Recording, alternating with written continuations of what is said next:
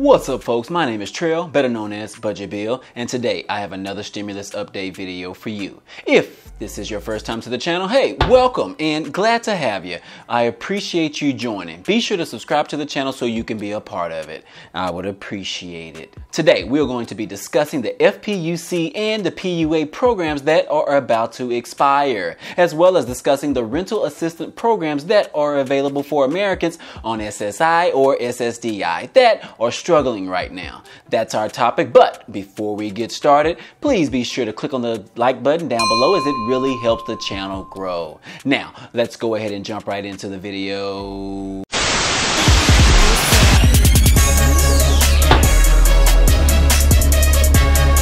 What's up, guys, and thanks for sticking around. So I want to talk about the assistance programs that are available for people affected by the pandemic. Those of you who are on fixed income, such as SSI or SSDI, these are definitely some challenging times right now. As the prices for products and services are increasing because of the pandemic, your income wages are typically fixed, which ultimately results in less income to spend on food, water, and shelter. And the previous big fat stimulus check was definitely helpful, however, was just not enough to sustain the changes in our economy over the last 3 months. So with that being said, we have a program known as the NLIHC, or Rental Mortgage Assistance Program.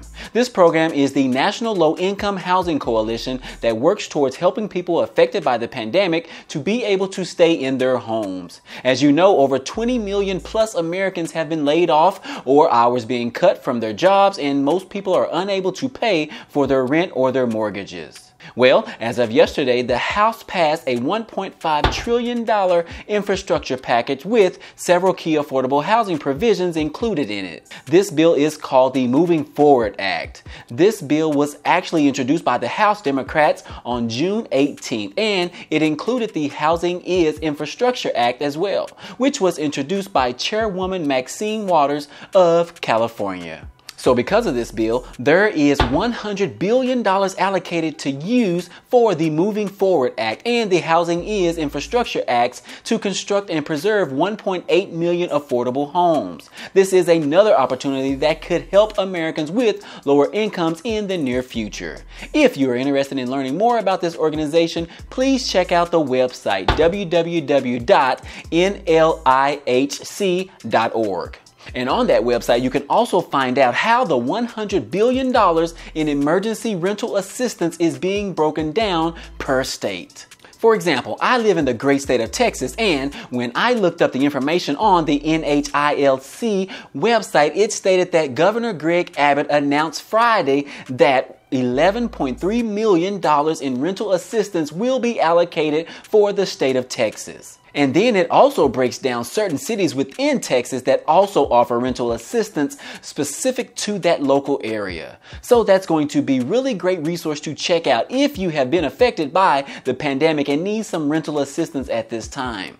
So if you are looking for some assistance, I suggest you look at their website to find more information in regards. I will provide a link down in the description below. Now switching gears to the unemployment benefits. Now, most of you may already know that if you are unemployed as a result from the pandemic, you are eligible to receive an additional $600 per week on top of the standard state unemployment amount. The $600 is a result of the FPUC, or Federal Pandemic Unemployment Compensation, that states that anyone that became unemployed as a result from the pandemic can receive this additional $600 benefit. Well, that started back in March when the pandemic was declared, and it is expected to expire at the end of this month on July 31st. Now, so far, there has been no official extensions to the additional $600 payment. However, there have been several proposals to extend the $600 for much longer, such as lowering the $600 payment to a $450 payment, or even offering a back-to-work bonus or incentive for people who go back to working again. But as I stated, those are only proposals. But what I will say is, out of all of the proposals that we have seen so far, the only one that looks promising is the return back to work bonus. That right there is actually supported by the Democrats and the Republicans.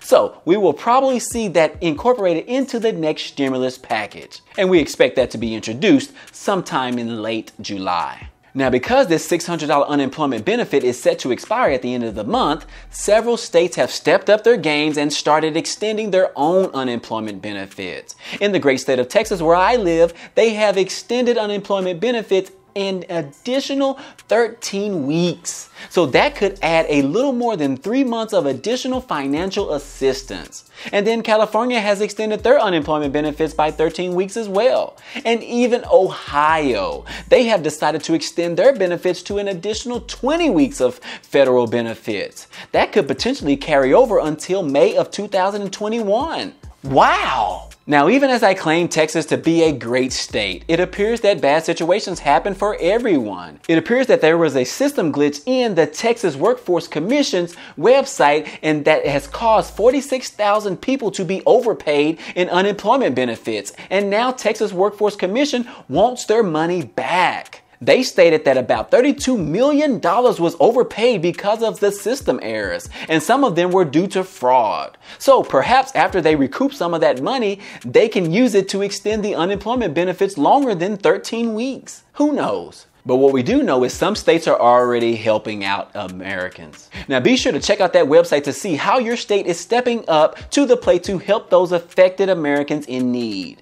Now, even though some states have already extended their benefits, I highly expect other states to start doing the same as well by creating their own unemployment extensions to help out the American people. Now, one thing to keep in mind is that even though these states are extending their additional unemployment benefits, these are separate from the $600 federal boost payment that we just talked about. So if they decide to extend that federal boost payment of $600 per week, then that would be an additional to the benefits extension within each state. So that's definitely important to know right there. And last but not least, don't forget about the EIDL grants that are available to you if you have a small business or a side hustle. As I stated on the last video, you can receive a minimum $1,000 up to $10,000 if you were affected by the pandemic. And these grants do not have to be paid back. I repeat, these grants do not have to be paid back. If you are interested, check out my previous video as I go over the details in much greater detail there. I will include a link down in the description as well. And those are my stimulus news updates for today. If you enjoy these stimulus update news videos, definitely give this video a like, as it definitely helps out the growth of this channel. Also, if you haven't subscribed to the channel yet, this is a great time to click on the subscribe button down below, as well as the bell next to it, so you can be notified every time I upload new videos. Again, I appreciate you guys stopping by and watching, and I hope to see you on the next video. Peace.